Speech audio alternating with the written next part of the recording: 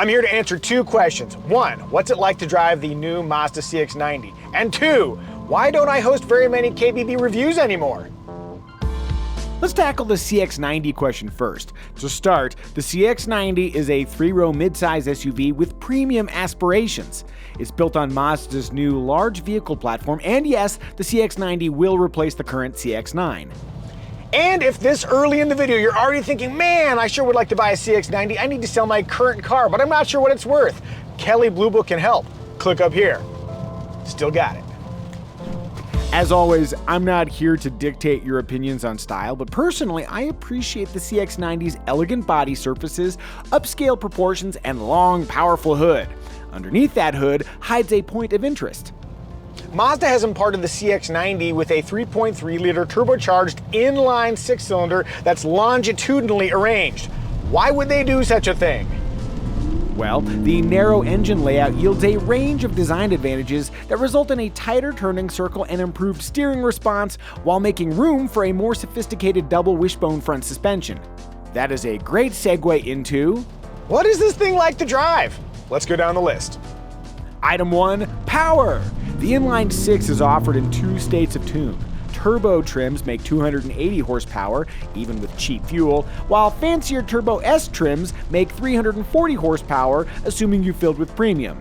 And both versions feature a 48-volt mild hybrid system called M-Hybrid Boost. I'm driving the most powerful Turbo S variant. Let's see how it feels from a start. 3, 2, 1, floored.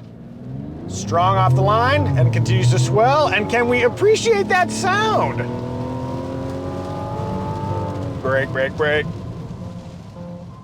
In operation, the inline 6-cylinder produces prompt, refined, and strong pull. I like it. As we come to the stop here, I'm also going to note that the brake pedal is very, very firm. The first time I applied the brake, I way over-braked. Let's see if I can come to a smooth stop.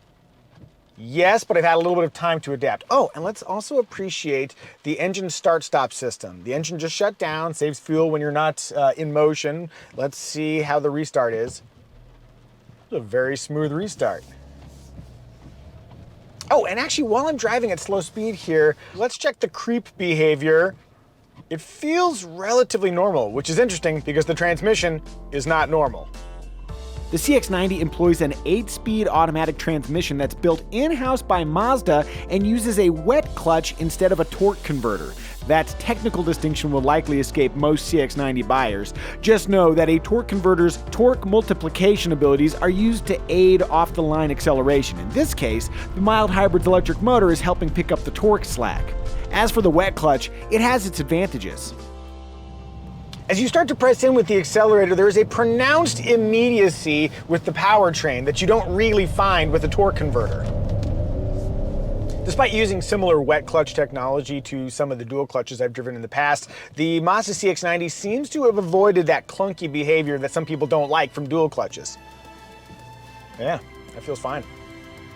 I appreciate the CX-90's prompt powertrain reactions, but I can also imagine that for some buyers, that same behavior might feel jumpy. As for the 8-speed, it shifts gracefully in normal mode and operates with sporting conviction in sport mode. And now, let's revisit something I said when the CX-90 was first revealed.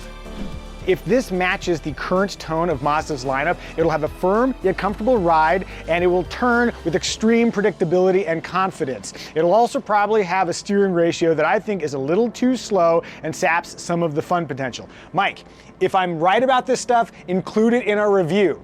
And if I'm wrong, pretend this didn't happen. Well, the ride certainly does skew firm. I got a bump over here, and yeah, I'm feeling all of that stuff. The road is smooth but not obscured. Firm but comfortable. Meanwhile, the CX-90 corners with extreme predictability, thanks in part to a technology called kinematic posture control that brakes the inside rear wheel just a little bit to minimize body roll and improve vehicle stability. Kinematic posture control. Kinematic posture control. And finally, the CX-90's steering ratio is comparatively slow, which is fine for stability and predictability, but to my mind, a quicker steering ratio would enhance the CX-90's fun potential. Ratio aside, the steering has a heft and stability that aligns with the CX-90's on-road demeanor. To be clear, you can have fun driving a CX-90, but I wouldn't mind a little more playfulness. Splash. Oh, that was kind of playful. Before bursting into an explosion of self-congratulation for accurately predicting the CX-90's road manners, I'll add that all trims come with a rear-biased all-wheel drive system whose clever tuning helps improve both traction and stability in turns. Looking at the clock, there's not much time and there's still a lot to talk about. Time for a half-assed montage of speedy observations. The infotainment system is smartly arranged. It's also primarily controlled with this knob. If you own a smartphone, and you definitely do, interfacing with a touchscreen is hyper-normalized. Personally, I find the knob interface that Mazda has to be easy to use, and if you buy a CX-90, you'll definitely get used to this. That said, this approach is swimming upstream against the technological expectations of all of humanity.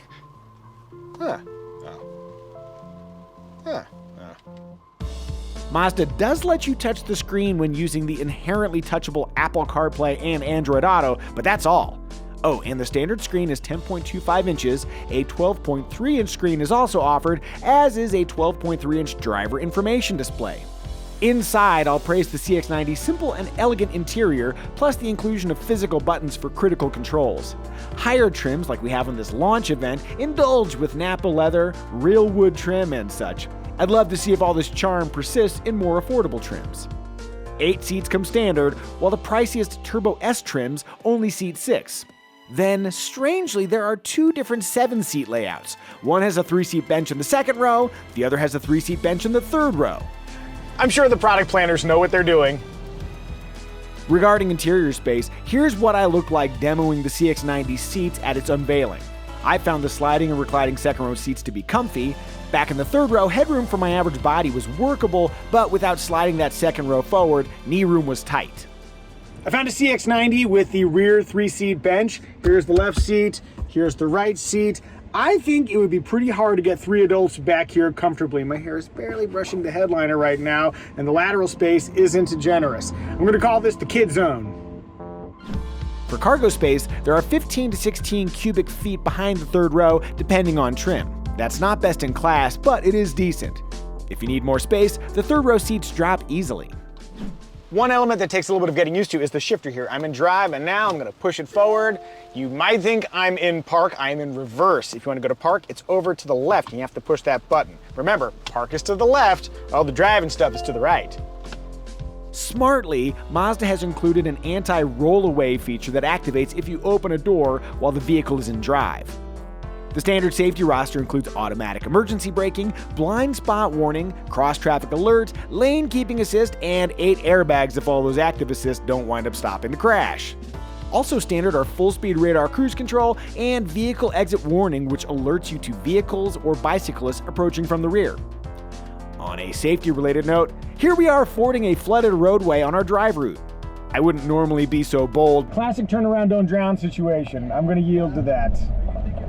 No! But a woman from the area crossed in the opposite direction in a Lexus RX right before us, and apparently deals with this all the time. She kindly coached us on the correct path, and it all worked out okay. Keeping the aquatic theme going, if you want to tow a boat, the 3.3-liter tops out at 5,000 pounds. But with the 2 lowest turbo trims, you're limited to 3,500 pounds, just like the PHEV. I don't host many KBB videos these days because I'm too busy managing the Cox Automotive editorial video team. Just threw that in there, didn't I?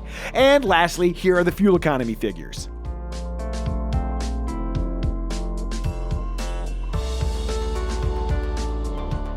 Right now you're wondering, hey Mike, are you just going to gloss over the plug-in hybrid version of the CX-90? No, I won't. I'm driving the hybrid right now. On paper, the PHEV looks promising in that it makes nearly the same total horsepower as the inline 6-cylinder Turbo S, and the torque figure is identical. Again, you need premium fuel to get that power from the PHEV. I'm assuming Mazda sprung for the premium. Let's put it to good use.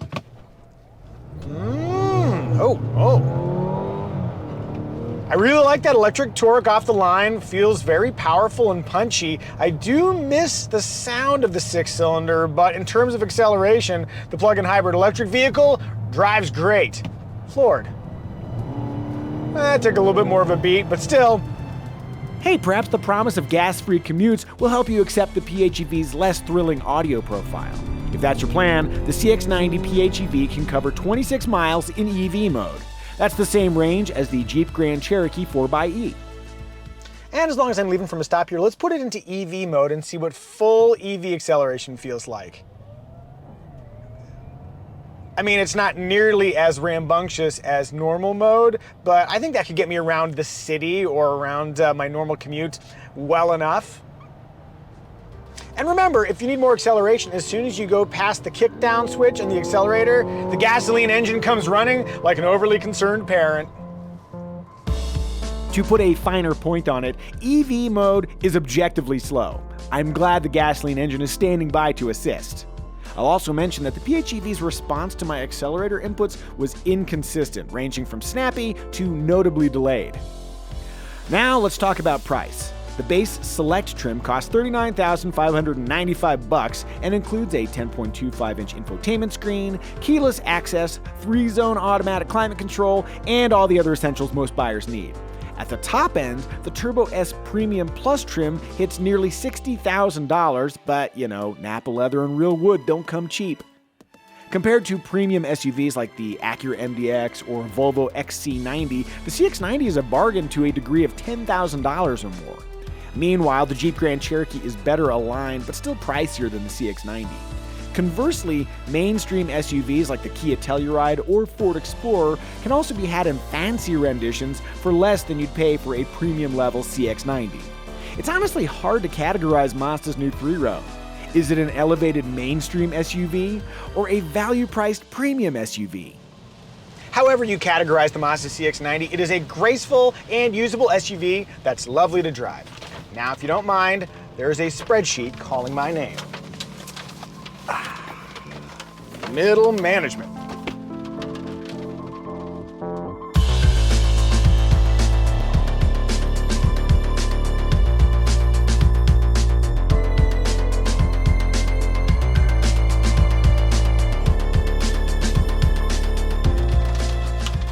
Oh, you're still here.